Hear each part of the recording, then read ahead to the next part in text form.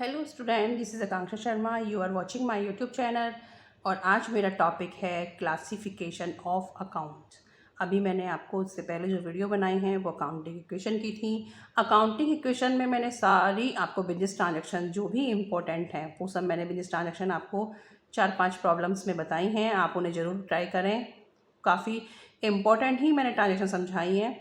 और उसके बाद क्लोजिंग कैपिटल असेट्स का आपको फॉर्मेट बताया है। देन आफ्टर उसके भी मैंने 2-3 सम्स दिए हैं, 4-5। तो आप उसको अच्छे से ट्राई कर लेना। वो काफ़ी इंपॉर्टेंट हैं और उसी टाइप एग्जाम्स में आते भी हैं। ठीक है। बाकी इजी वाले का मैंने आपको फॉर्मेट बता दिया है, आप उसको कर लेना। अब उसके बाद आपका नेक्स्ट चैप्टर है जर्नल। तो जर्नल में पहले तो आपको क्लासिफिकेशन ऑफ अकाउंट्स ही पता होना चाहिए कि किस तरीके से अकाउंट्स का क्लासिफिकेशन किया जाता है। ठीक है। और अकाउंट्स में किस तरीके से वो कौन कौन सी दोनों अप्रोचेज़ हैं, उन्हें कैसे आपको एंड जो भी आपकी ट्रांजेक्शन्स होंगी उनकी एंड जर्नल में आप कैसे पोस्ट करो, किस तरीके से आप उसमें एंट्रियाँ पास करेंगे, कैसे डेबिट होगा कैसे क्रेडिट होगा, वो सब आपको इसी में बताया जाएगा। ठीक है। तो स्टार्ट करते हैं। Classification of accounts. Classification account है ट्रेडिशनल क्लासिफिकेशन, मॉडर्न क्लासिफिकेशन। एक इसका जो क्लासिफिकेशन है वो ट्रेडिशनल चला हुआ है और एक मॉडर्न है। ठीक है। तो उसके अकॉर्डिंग जो ट्रेडिशनल क्लासिफिकेशन है स्टूडेंट, इसके अंदर दो तरह के आपके अकाउंट्स होते हैं, एक पर्सनल और एक इम्पर्सनल। पर्सनल और इम्पर्सनल अकाउंट। ठीक है। ये दो टाइप के आपके ट्रेडिशनल के अंदर है, ये दोनों अकाउंट। ठीक है। पर्सनल आपको पढ़ के समझ आ रहा है। पर्सनल अकाउंट्स में क्या क्या आ सकता है? Natural personal, artificial personal, representative personal. ठीक है। नेचुरल पर्सनल मीन्स अगर किसी का राम का अकाउंट है, श्याम का अकाउंट है, ठीक है, किसी बंदे का नेम गिवन है, तो सिंपल उसका जो अपना अकाउंट होगा उसे नेचुरल पर्सनल कह सकते हैं। आर्टिफिशियल पर्सनल क्या होगा? जो क्रिएट किया हुआ है, लिमिटेड अकाउंट, क्लब अकाउंट। ये अकाउंट ऐसे हैं जो आपने क्रिएट किए, आर्टिफिशियल बनाए। ठीक है। तो वो सारे अकाउंट किसके अंदर जाएंगे? आर्टिफिशियल पर्सनल अकाउंट के अंदर जाएंगे। ये क्योंकि ये एक किसी ने भी क्रिएट किए हुए हैं, खुद से क्रिएट हुए नहीं हैं, ये नेचुरली हुए हैं। राम का अकाउंट है जो, तो नेचुरली राम का है, बट लिमिटेड कोई कंपनी का नेम है, कंपनी पहले बनाई गई है, क्रिएट की गई है, फिर उसका अकाउंट। क्लब पहले बनाया गया, उस क्लब का अकाउंट, तो आर्टिफिशियल पर्सनल अकाउंट आ जाएगा। रिप्रेजेंटेटिव पर्सन अकाउंट में ग्रुप ऑफ पर्सन जैसे कि rent outstanding, prepaid rent account. अब जैसे कि रेंट आउटस्टैंडिंग है, it means due but not paid.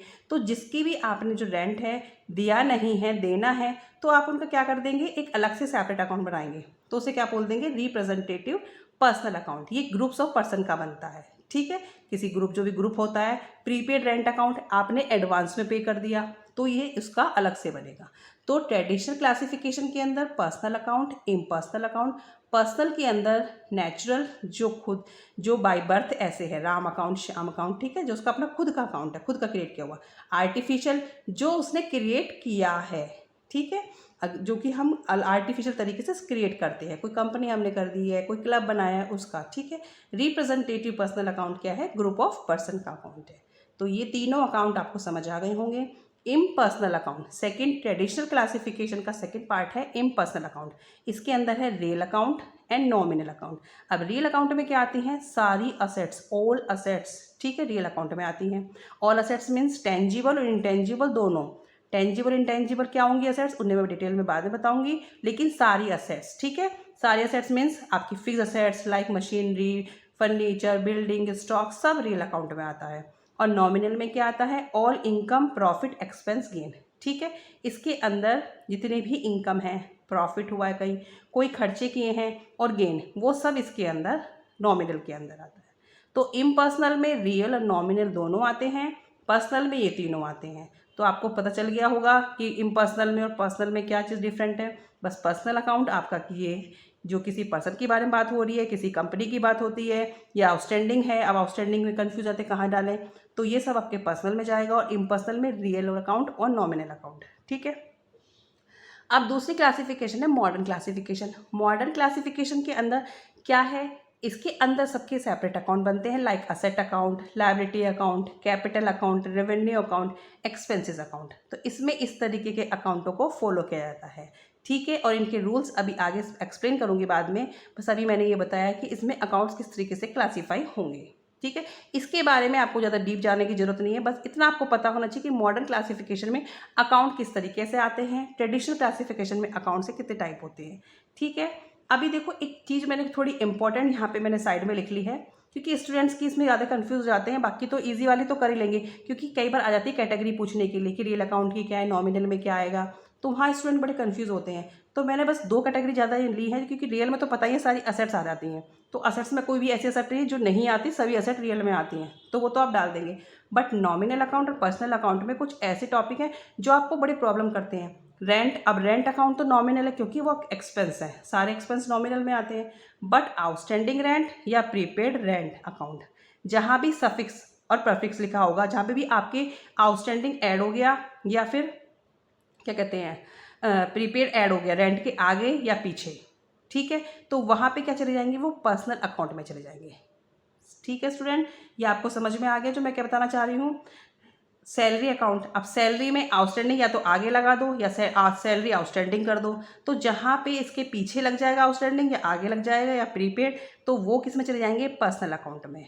ठीक है, कमीशन अकाउंट ऐसे ही, commission outstanding commission, commission received in advance personal में चला जाएगा, लेकिन कमीशन एक्सपेंस है तो नॉमिनल में जा रहा है।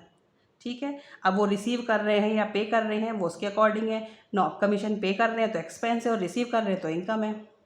इंटरेस्ट अकाउंट, इंटरेस्ट भी क्या है, एक्सपेंस और इनकम दोनों ही हो सकता है, वो आपको पता चल जाएगा पेड है क्या रिसीव है।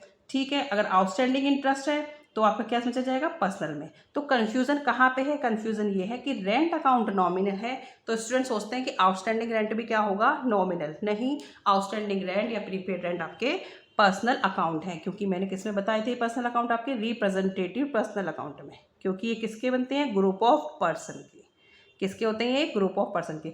तो ये मेन कन्फ्यूजन है। सैलरी अकाउंट अगर आगे कैटेगरी में डालने के तो आप तो डाल देंगे नॉमिनल में, तो आउटस्टैंडिंग सैलरी कहाँ डालेंगे, वो पर्सनल में जाएगी।